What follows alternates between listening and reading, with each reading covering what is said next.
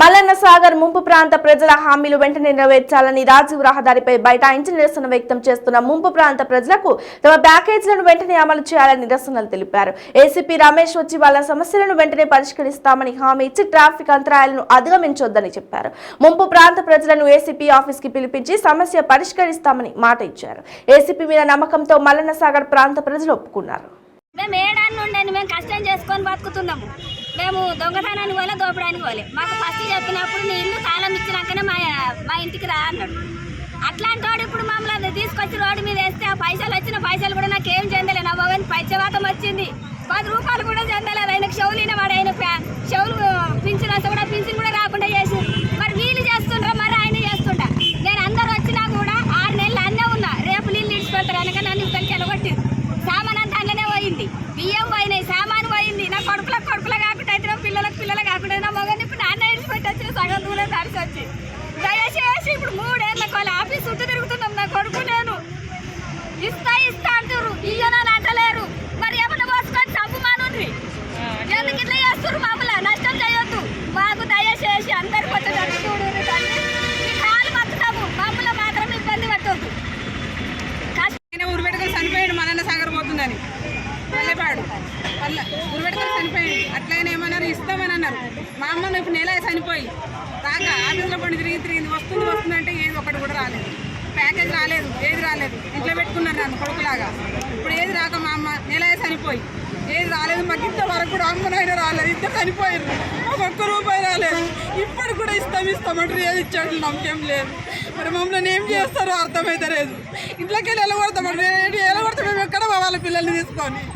ఏదానికి ఎక్కడ పోయి ఉండాలి? మా పుణ్యానికి సాగలేదు. మా అమ్మ పోయింది, మా నాయన పోయారు, నన్ను ఇంట్లో పెట్టుకున్నారు. ఏది రూపాయి రాకుండా చేసారు, ₹1 వస్తలేదు. తిరుగుతా ఉన్నాం ఆఫీస్లో పోంటి. గుండె వరకు మా అమ్మ చనిపోయిన 4 రోజులు అవుతుంది. నేను ఇవాళ వెళ్ళిన బయటికి మా అమ్మ చనిపోయినాక ₹1 రాలేదు. దయచేసి నాకు వచ్చినట్టు చేయండి, అందరికి వచ్చినట్టు చేయండి. నాకు ప్యాకేజ్ రావాలి, అందరికీ రావాలి. నాతో పాటు ఎంతో మంది అందరికీ రావాలి, అందరికీ కోరుకుంటున్నాం. పల్లెపాడు అందరికీ రావాలి. మా అమ్మ మా నాయన అందరికీ రావాలి. నా లెక్క అందరికీ బాధ ఉన్నది. నేను ఈ రోజు రోడ్డెక్కి పల్లెపాడు నా భర్త చనిపోయింది, 10 నెలలు అయిపోయింది.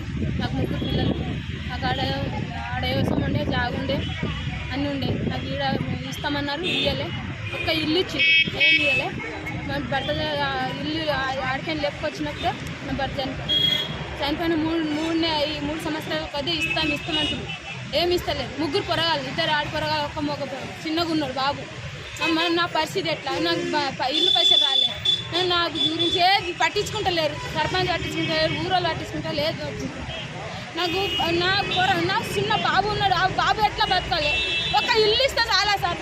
నాకు ఒక ఇల్లు కూడా ఉంచుకోమని చెప్పు సార్. ఆయన మాకు అన్ని కావాలి. ఇప్పుడు దాకా 10 నెలల దాకా నాకు పింఛన్ కూడా లేదు. నాకు 10 నెలలు అయినా మొగోదాన్ని 10 నెలల దాకా పింఛన్ కూడా లేదు. ఇప్పుడు దాకా నాకు ఇల్లు పైసలు కలిపి పైసలు కూడా కలిపి కొత్త కైకిల్ చేస్తున్నాను. అన్నం కడుపు లేదు, తిన్నామంటే కడుపు లేదు, గాసం లేదు. మరి ఆడు ఉంటే మేము ఏమైనా చేసుకొని గాసం మాకు ఉండు. మా ఇంట్లో ఏం లేదు. మేము ఎట్లా బతకాలి, ఎట్లా చేయాలి? నా బుడ్డానికి ఎట్లా కావాలి? ఆయన చనిపోయిండు, ఆయన చేసిండు. ఆయన బాగా పట్టాడని నేను కూడా అనిపోవాలి. ఇక నాకు బాగా ఎవరు భరిస్తలేరు. నేను ఎట్లా పోవాలి? నేను మాకు పైసలు రావాలంటే నేను వస్తాయి, రేపు వస్తాయి, మాపు వస్తాయి, రేపు వస్తాయి, మాపు వస్తాయి అంటారు. ఎప్పుడు అడిగినా మాపు వస్తాయి, రేపు వస్తాయి, ఎప్పుడు వస్తాయి? మాకు అందరికీ దయచేసి మీ దేవాలన మీరు సహకరించాలి. మాకు మేము ఏం చేసినా మాకేం ఇది చేస్తలేరు. ఇంత రోడ్ ఎక్కుతున్నాం, ఇంత చేస్తున్నాం, ఇంత 3 ఏళ్ళ కొద్దిగా చేస్తూనే ఉన్నాం. ఏది చేసినా చేస్తూనే ఉన్నాం. కానీ ఏది వచ్చుడు లేదు, రూపాయి వచ్చుడు లేదు. చేసుడు మీరు ఎట్లా చేస్తారో న్యాయం చేయాలి. మాకు ఏవైతే మా ఉప్పు గ్రామ ప్రజలకు రావాల్సి ఉందో అన్ని దయచేసి ఇవ్వగలరు. ఆర్డీఓ దగ్గరికి పోయినా నాకు తెలియదు అంటుండో. అదే శ్రీనివాసరెడ్డి సార్ దగ్గరికి పోతే నువ్వు నాన్ లోకల్ అంటూ, నాన్ లోకల్ అంటే ఏందో మాకు చెప్పాలి. ఆ రోజు మా భూములు అవసరం వచ్చినాయి. ఈరోజు ఎందుకు మాకు నష్టపరిస్తున్నారు? 18 ఇయర్స్ ప్యాకేజీ, ఇళ్ళ పైసలు రావాలి. చాలామంది మహిళలు ఒంటరి మహిళ అంటారు. ఒంటరి మహిళ అమ్మలేంది, పిల్లలు ఎక్కడి నుంచి వచ్చారు? ఒంటరి మహిళ ఎలా అవుతుందని అడుగుతున్నా. ఒంటరి మహిళ అయితే ఎలా? ఒంటరి మహిళ ఎందుకు అంటారు? చాలామంది చాలా ఇబ్బంది పడుతున్నారు. దయచేసి ప్రభుత్వం వెంటనే ఆ రోజు ఒంటరి మహిళల జాగాలు తీసుకోలేదా? ఒంటరి మహిళల జాగాలు తీసుకోలేదా? ఆ రోజు పైసలు ఇవ్వలేదా? ఆ రోజు మేము సంతకాలు పెట్టలేదా? ఆ రోజు తెలియదా మేము నాన్ లోకల్ అని? లేదు, నువ్వు మా నాన్ లోకల్ నువ్వు సంతకం పెట్టకు అంటే మా జాగాలు మాకు ఇవ్వండి, మేము ఆన్నే పోయి ఉంటాం. దయచేసి ప్రభుత్వానికి విన్నపం చేస్తున్నాము. ఎంత తొందరగా అంతా చేస్తే మేము చాలా ఇబ్బందులు పడుతున్నాము. చాలా మంది బెంగటీలు చనిపోతున్నారు. ఒంటరి మహిళ అని చెప్పి 80 ఇయర్స్ ప్యాకేజ్ రాలేదని ఇండ్లు త్వరగా మంజూరు చేయాలి. అధికారులు స్పందించి వెంటనే ప్యాకేజీలు రాని వాళ్ళకు కూడా వెంటనే ఇవ్వాలి. డబుల్ బెడ్రూమ్లో ఉంచారు, రాక వాళ్ళు చాలా మంది బెంగటీలు చనిపోతున్నారు. దయచేసి అందరూ రాగలరు. ఆదివారం కనుక ఎవరు అందుబాటులో లేరు. ఇక్కడ కొంతమందికి ఇబ్బంది అవుతుంది, కొంతమంది పిల్లలు వాళ్ళు వీళ్ళు ఇబ్బంది పడతారు.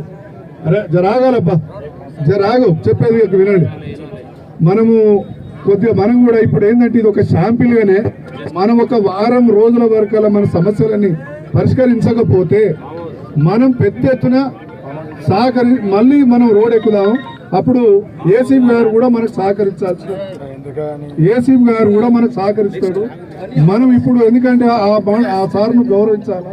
ఎందుకంటే ఇప్పుడు రెవెన్యూ వాళ్ళు కూడా వస్తుండ్రు, అధికారులు వస్తుండ్రు. మనం ఏసీపీ గారి ఆఫీసులకు పోయి ఇంపార్టెంట్ సర్పంచులు, ఎంపీటీసీలు, ఉప సర్పంచులు, కొద్దిగా ప్రజాప్రతినిధులు అందరూ మనం అక్కడికి పోతే ఇప్పుడు అధికారులు వస్తారు. మనం అందరికీ మనతో మాట్లాడి సమస్య పరిష్కారం కాకపోతే మళ్ళీ మనం వారం రోజుల్లో మళ్ళీ రోడ్ ఎక్కుదాము. ఇది ఒక శాంపిల్ గానే మనం ఇదంతా సమ్మె విరమించినాము. వెనకాల బస్సులలో చిన్నపిల్లలు బస్సు అట్లాంటి సమస్యలు ఉన్నాయి కాబట్టి దయచేసి రెవెన్యూ ఆఫీసర్స్ తోటి పిలిపించి ఈ రోజు మాట్లాడించే బాధ్యత నాది వ్యక్తిగతంగా.